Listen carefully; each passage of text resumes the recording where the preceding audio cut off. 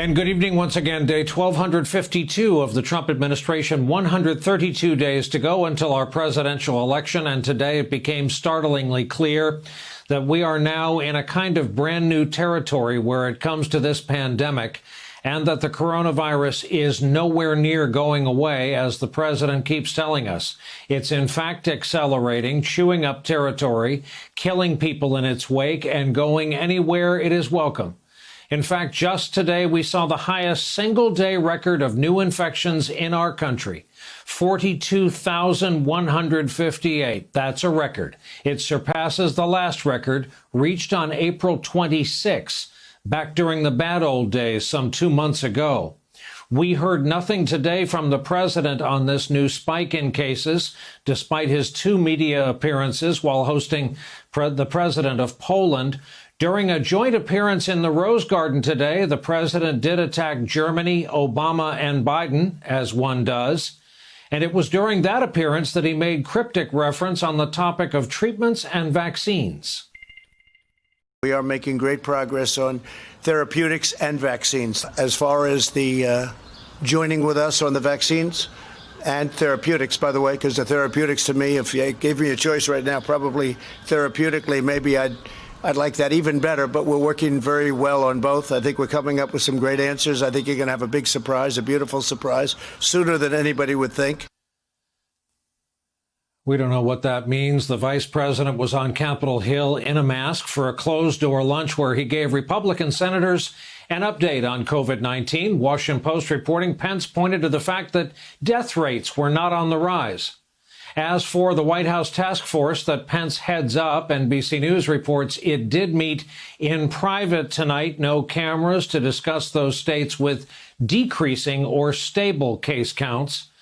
The rise in new COVID infections remains largely concentrated in our South and West, California, Florida, Texas today reporting record numbers of new illness. California reporting 7,000 cases, north of that number in just 24 hours. And while Florida says it saw over 5,500 new infections, the governor says it's mostly younger people.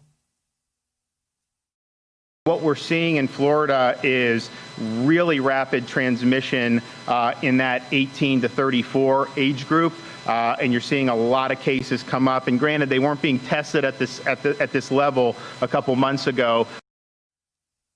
Texas has seen well over 5,400 new cases in a single day. Unlike Florida's governor, Texas Governor Greg Abbott, who is just as enthusiastically pro-Trump, says it may be time for new measures. There is a massive outbreak of COVID-19 across the state of Texas. We are looking at greater restrictions, and some could be localized. This was new today as well. The governors of New York, New Jersey, and Connecticut appeared together, imposing a 14-day quarantine on visitors arriving from states where cases have spiked. While enforcement isn't quite clear, Cuomo of New York says his cops are going to be out looking at license plates of incoming cars. Meanwhile, there was another warning from Dr. Anthony Fauci about where the rise in outbreaks could all lead us.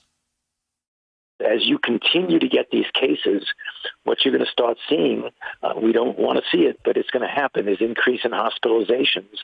And then you're going to get into trouble with getting back to the same kind of thing that we had when we were in trouble. So we really need to push hard to try and contain these infections by doing identification, isolation, and contact tracing. It was my understanding that in order for states to reopen, that they had to implement widespread testing. They had to have a plan for contact tracing.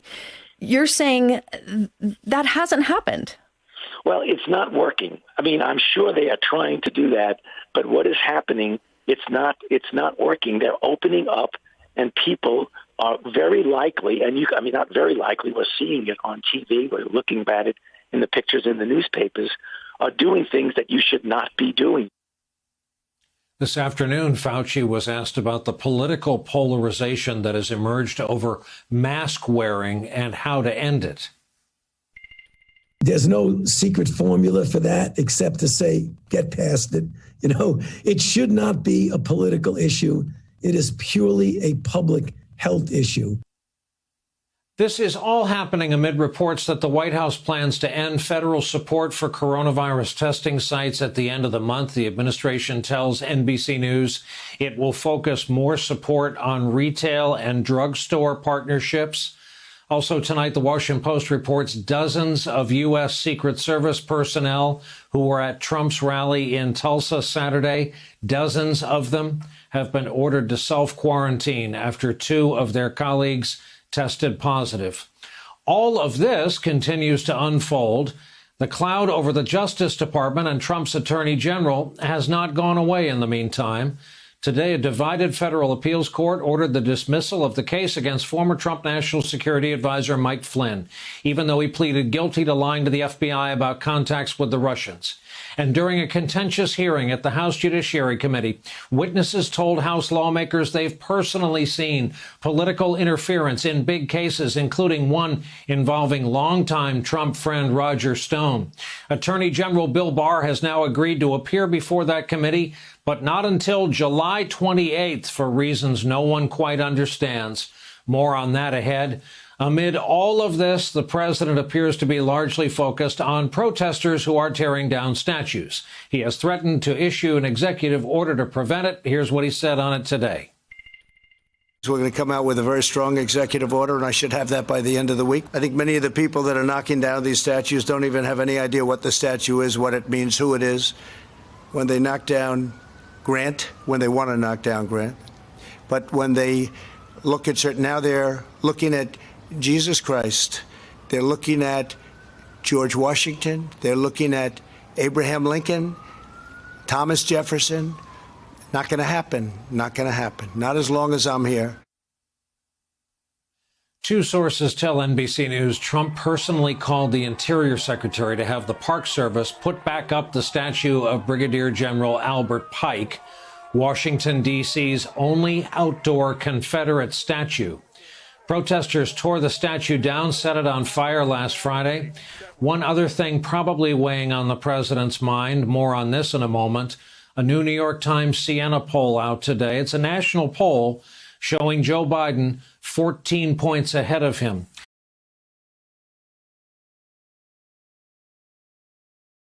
Hey there, I'm Chris Hayes from MSNBC. Thanks for watching MSNBC on YouTube. If you want to keep up to date with the videos we're putting out, you can click subscribe just below me or click over on this list to see lots of other great videos.